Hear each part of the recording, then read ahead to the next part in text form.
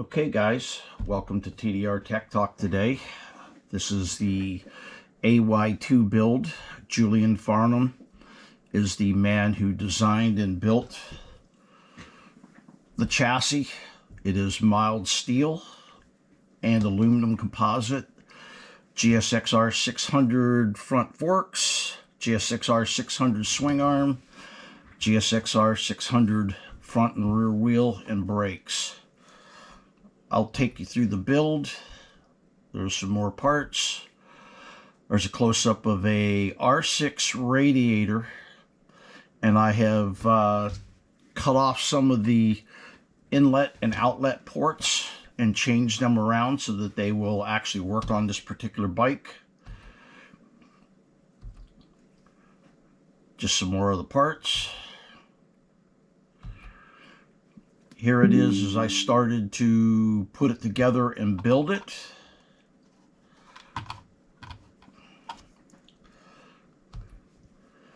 You'll see that it's gone through quite a few changes as I've gone along. There's the engine crankcase. Now this whole section back here you can see has been cut off. It's actually been cut there. That's all been welded in. And where the Yamaha is on here has been removed as well. That way you can go with an 8-plate clutch basket to have better basically more clutch area. There's the left hand side. I was going to put a an R6 rear seat on it, and I changed my mind. You can see these are JL pipes that have been modified to fit. You can also see that the silencers weren't angled correctly. I changed all that. There's another area. This is the seat that Julian had made.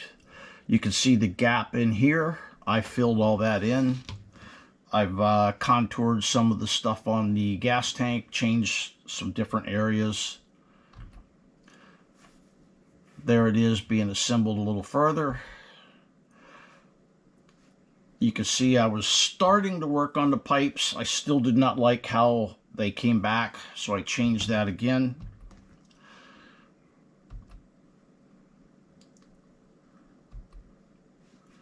Front wheel.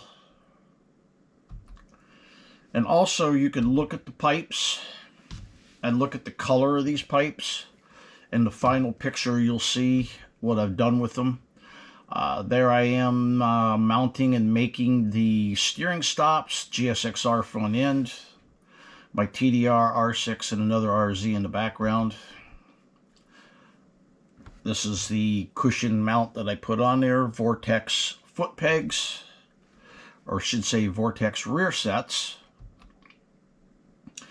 There's the stock radiator for the R6 that I stuck on it just to verify that it would fit in place.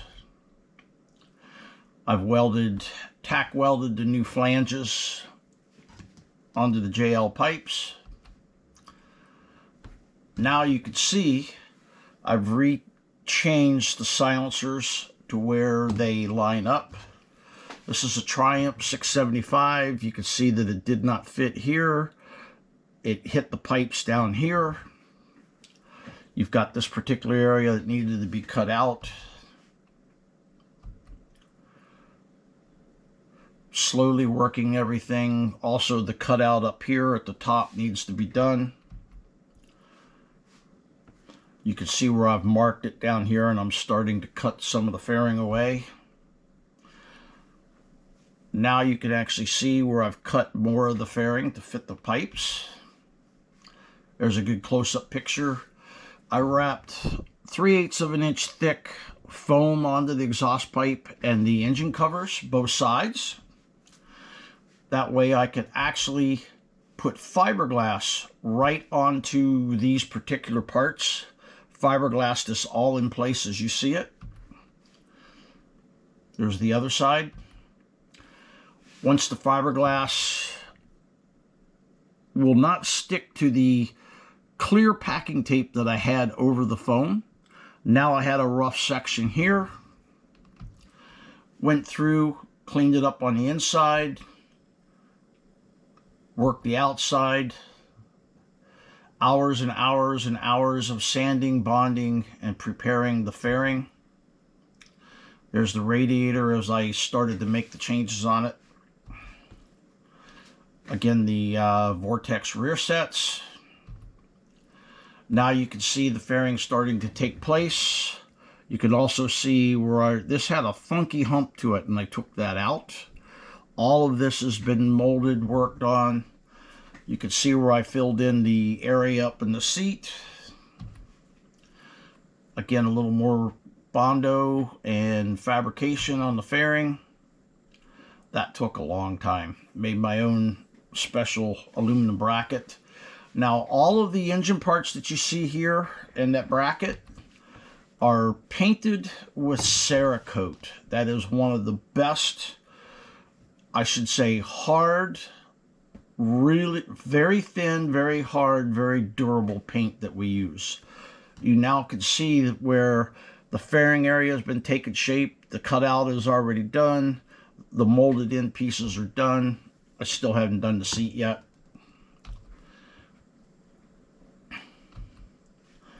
Now you can see that is the exact same rusted looking exhaust pipe that has just been polished. That is polished steel.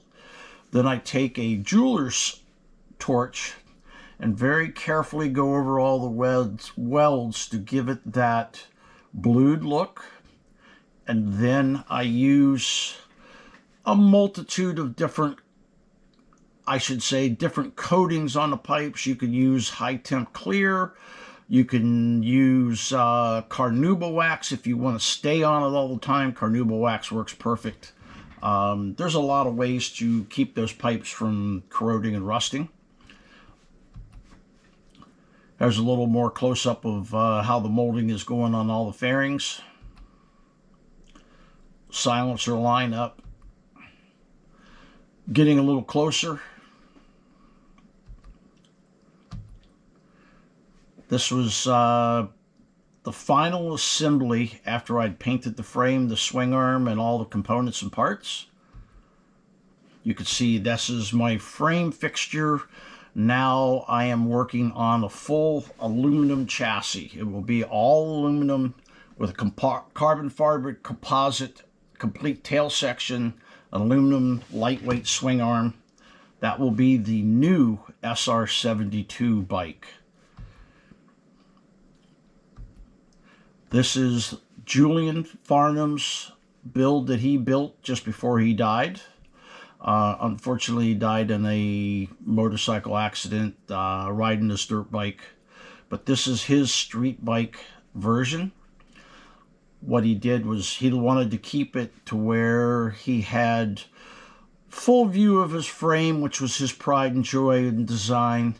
I basically worked with him, and I told him that I would put mine on the racetrack, do a lot of track testing, give him all the feedback.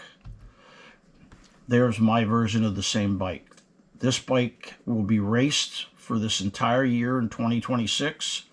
By the end of the year, my new lightweight chassis, which is the SR72, will be done. At that point, this bike will be taken off the racetrack. Headlights will be installed in the fairing, taillight under the seat, and a detuned version of the engine to run on pump gas, and this will become my personal street bike. There's a side view of it. Noted on there are all my sponsors: Lectron, TDR-GP.TECH, Bridgestone, Barnett, Vortex, Racetech, Traction Dynamics. A little bit of conflict there between the two different suspension companies, but what it is once I start building a few of these bikes, I will be going to Racetech for front shocks, Traction Dynamics for the Penske rear shock. Use a little bit of both.